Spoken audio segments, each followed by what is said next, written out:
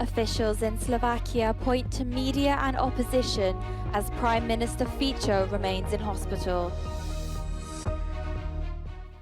Vladimir Putin is in China to further strengthen ties with Beijing. Lead candidate for the European left says the EU risks its global credibility by applying different responses to Israel's war in Gaza and Russia's war on Ukraine. Slovak Prime Minister Robert Fico remains in hospital in serious condition following an assassination attempt in the central Slovak town of Handlova. Musím skonštatovať, že po krátkej návšteve pána premiéra Roberta Fica musím povedať, že ten jeho zdravotný stav je naďalej veľmi vážny a bolo mi umožnené s ním hovoriť len niekoľko minút, pretože si jeho aktuálny stav vyžaduje naozaj pokoj. Apart from the political buzz, all seems very calm in Bratislava. You wouldn't tell this is a country at the brink of civil war, as the interior minister yesterday said. But behind the curtain, there is a lot of worrying going on concerning the health of Prime Minister Robert Fico. According to the Minister of the Interior, the alleged attacker has confessed information he obtained from the media made up one of his motives.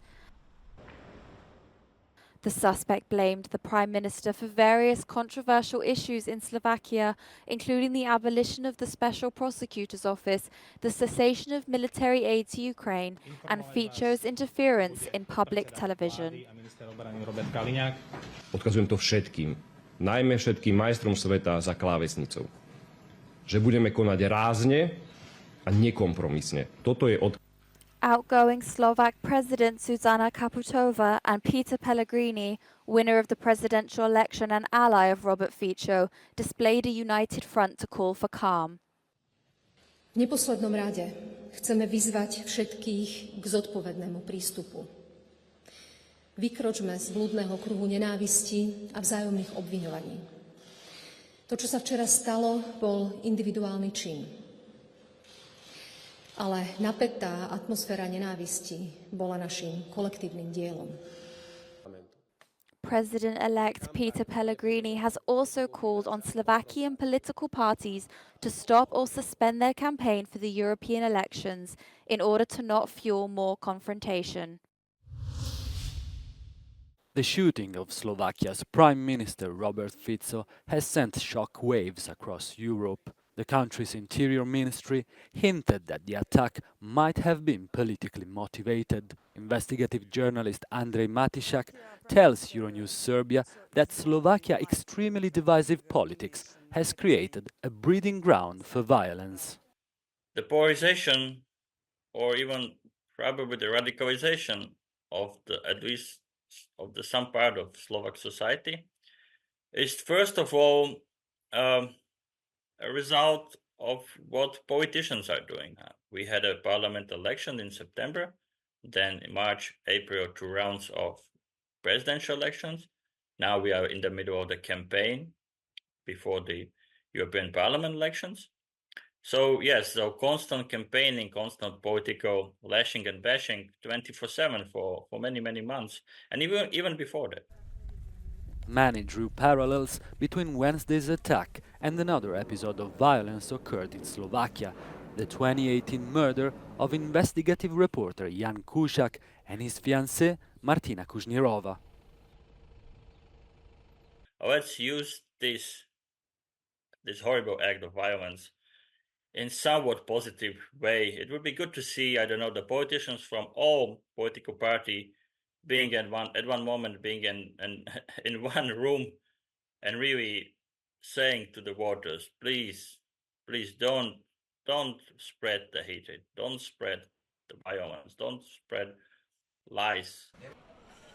Slovak authorities have described the attack as the darkest day in the country's modern history. The alleged attacker has been charged with attempted murder.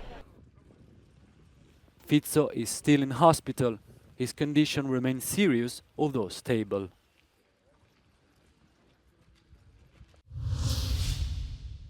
Vladimir Putin is in China again His second visit in 6 months marks 75 years of China-Russia relations, a partnership that became stronger than ever since the war in Ukraine. The Kremlin leader is there with the aim of deepening ties even further. Профильной сферой взаимодействия является энергетика. Россия – надежный поставщик энергоносителей для растущей китайской экономики. И, кстати, в прошлом году достигнуты рекордные уровни поставок дружественному Китаю российских нефти, газа, угля. Расширяем кооперацию в промышленности, включая автомобильную. Увеличиваем товарооборот в сельском хозяйстве. Согласованы и реализуются планы в сфере высоких технологий и инноваций, включая космос, атомную энергетику. After a morning packed with high-level meetings, Xi Jinping and Vladimir Putin attended a gala concert later on Thursday. 中俄关系4分之3个世纪的风雨历程表明，不断巩固和发展中俄永久睦邻友好、全面战略协作、互利合作共赢，符合两国和两国人民的根本利益。 The meeting takes place while Russia mounts its biggest offensive in Ukraine since the war began. The European Union is risking its global credibility by applying different standards to its response to Israel's war in Gaza and Russia's war on Ukraine. This is according to Walter Bayer, lead candidate of the European left for the EU elections in June. In an exclusive interview with Euronews, the co-founder and president of the party lays blame at the door of the Commission president. Ursula von der Leyen's initially uncritical support for the Israeli government has been misguided, he argues. Her behavior is typical for the double standard. It's inadequate. It bears responsibility for that what is happening, and it's also not honest because to blame everybody who is critical of the current Israeli government being an anti-Semite, it's wrong, it's unjust, it's unfair, it's against history, it's against reason. So, generally speaking, she dealt very badly. And I see now they are saying something about Rafah, but they're saying it lately. However, Bayer is reluctant to go as far as Jean-Luc Mélenchon, the leader of left-wing party La France Insoumise, which considers the situation in Gaza to be a genocide. LFI is not a member of Bayer's party, but shares its leftist values. I don't like the big words. I mean, 35,000 killed people, 2/3 of them civilians, large part of them being kids, destroyed cities, destroyed hospitals, completely destruction of infrastructure. What would you like to call this? In my words, it is war crime. It is a tremendous crime towards humanity, and we have to stop this. In the interview, the 70-year-old Austrian politician also strongly condemns the recent statements made by the centre-right European People's Party about the far right. Listen to the entire interview on Euronews next week in our new edition of Global Conversation. The government in the Netherlands has veered sharply to the right as 4 parties agreed to form a coalition and announce the strictest asylum policy ever. Anti-Islam firebrand Geert Wilders and 3 other party leaders agreed on a coalition deal capping months of negotiations that had left it unclear who would become Prime Minister. Dankjewel. Dames en heren. We schrijven geschiedenis vandaag. En ik denk dat voor iedereen die het akkoord van ons alle 4 leest, dat die kan zien dat er heel veel gaat veranderen in Nederland. Het strengste asielbeleid ooit, zoals in het stuk van ons staat opgeschreven. Er komt een asielcrisiswet. We trekken de spreidingswet in. The parties still must agree on a prime minister who is expected to be from outside the party structures.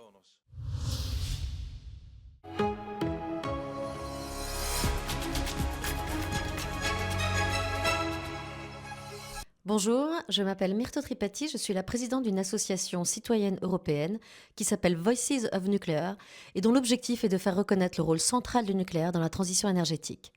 Si j'étais élue au Parlement européen, ma première décision consisterait à redonner à l'Europe toute sa capacité à prendre ses décisions par elle-même et pour elle-même, notamment en retrouvant une véritable souveraineté énergétique.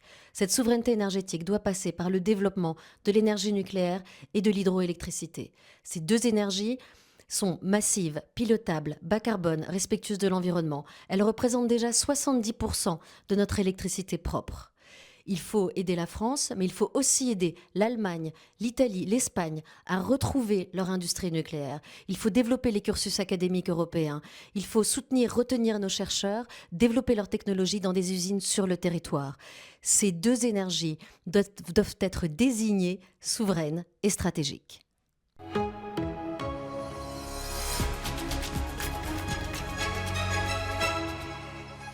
Bonjour, je suis Marine Chollet, tête de liste pour le parti Equinox pour les élections européennes de 2024.